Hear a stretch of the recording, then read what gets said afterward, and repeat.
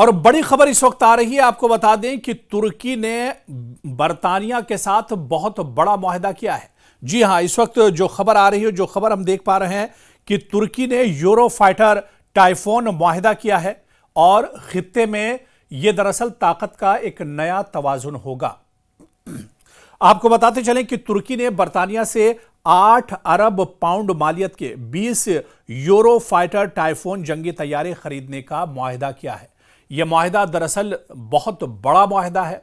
पूरी दुनिया की निगाहें इस डील पर टिकी हुई हैं क्योंकि इस डील में तुर्की शामिल है और तुर्की ने बरतानिया के साथ यह बड़ा मुआहदा किया है। ऐसे में और दरअसल इस मुआहदे की जो टाइमिंग है, आप देखिए, मशरिक़ वुस्ता में लगातार कशीदगी बनी हुई है। इसके अलावा रशिया और यूक्रेन की जंग चल रही है और तुर्की के बारे में खासतौर से बताएं क्योंकि तुर्की नेटो का हिस्सा है, इस वजह से भी पूरी दुनिया की निगाहें इस पर टिकी हुई हैं। और अमेरिका भी कहीं ना कहीं रजब तैयब एर्दोगान और तुर्की की बहुत पासदारी करता है और ऐसे में ब्रिटेन के साथ और रजब तैयब एर्दोगान का और तुर्की का इतना बड़ा या इतनी बड़ी जो डील हुई है, 8 अरब पाउंड मालियत के 20 यूरो फाइटर टाइफून जंगी तैयारे खरीदने का ये मुआहदा है, ये डील है जो एक तरह से तय पा गई है।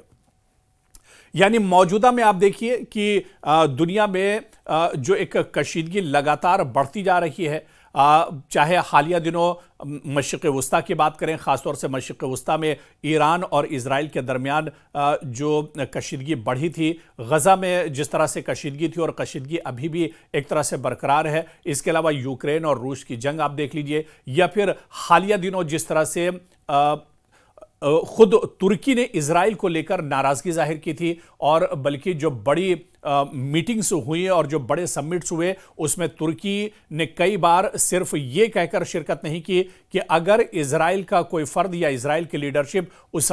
समिट में शामिल होती है तो एर्दोगान उसमें शामिल नहीं होंगे। तो कहीं ना कहीं मिस्र में हालिया दिनों जिस तरह से एक बड़ी समिट हुई थी मशरिक़ वुस्ता को लेकर और फ़िलिस्तीन को लेकर,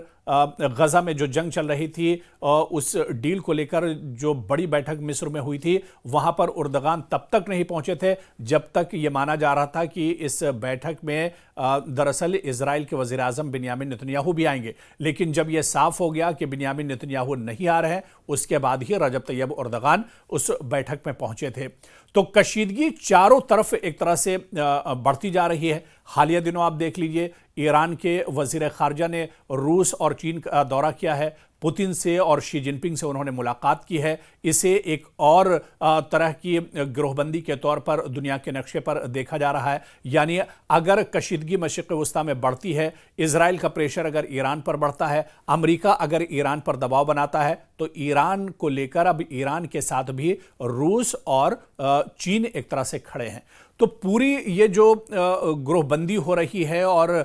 जिस तरह से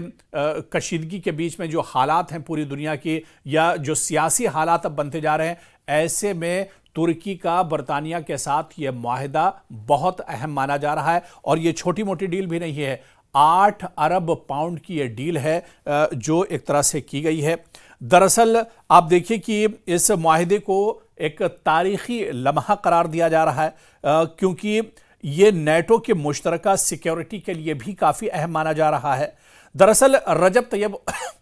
एर्दोगान ने इशारा दिया है कि मुस्तकबिल में दिफाई सनत के मुश्तरका मंसूबे भी शुरू किए जा सकते हैं और ये डील दोनों मुलाकात के ममालिक के दरमियान एक नई स्ट्रेटेजिक ताउन की बुनियाद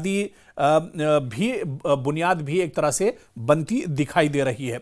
तो अब इस डील के बाद आप देखिए कि तुर्की और ज़्यादा ताकतवर हो जाएगा। इस्लामी ममालिक में मौजूदा में अगर देखा जाए, पाकिस्तान की बात कर लें, न्यूक्लियर ताकत है, या इसके अलावा से तुर्की की बात कर लें, तुर्की काफ़ी ज़्यादा ताकतवर मुल्क माना जाता है और इसी वजह से माहिरीन मानते हैं कि आने वाले दिनों में इस डील के बाद, इस मुआहदे के बाद तुर्की और ज़्यादा ताकतवर हो जाएगा। ख़ासतौर पर असलहे और हथियार के तौर पर, जंगी या लेटेस्ट जो असलहा है उसके तौर पर तुर्की एक तरह से और ज़्यादा मजबूत हो जाएगा। तुर्की दरअसल अपने आप को इस वजह से भी मजबूत करना चाहता है क्योंकि मशरिक़ वुस्ता में जब हालात कशीदा होते हैं या इस्लामी ममालिक में अगर हालात ख़राब होते हैं और तो जो सबसे बड़ी जिम्मेदारी बनती है वो दरअसल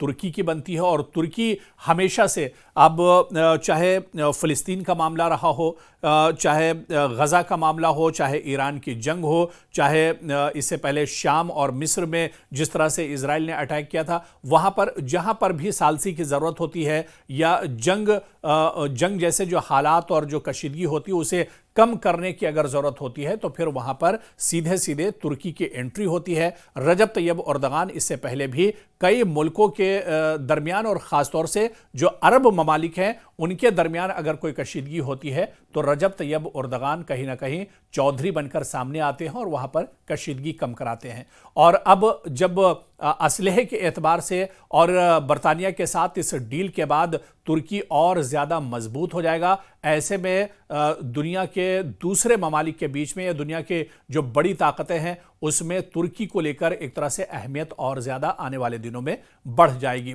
तो ऐसे में इस डील के कई दरअसल माने निकाले जा रहे हैं, क्योंकि तुर्की नेटो का भी मेंबर है और नेटो ममालिक में भी तुर्की की अहमियत इस डील के बाद कहीं ना कहीं और ज़्यादा एक तरह से बढ़ जाएगी। और इस तरह से आप देखिए कि मुल्की दिफाई सनत की खुद किफ़ालत का मकसद जो है वो भी तुर्की का पूरा हो जाएगा। अमेरिका के साथ F-35 प्रोग्राम तनाज़े के बाद इसे एक दरअसल नई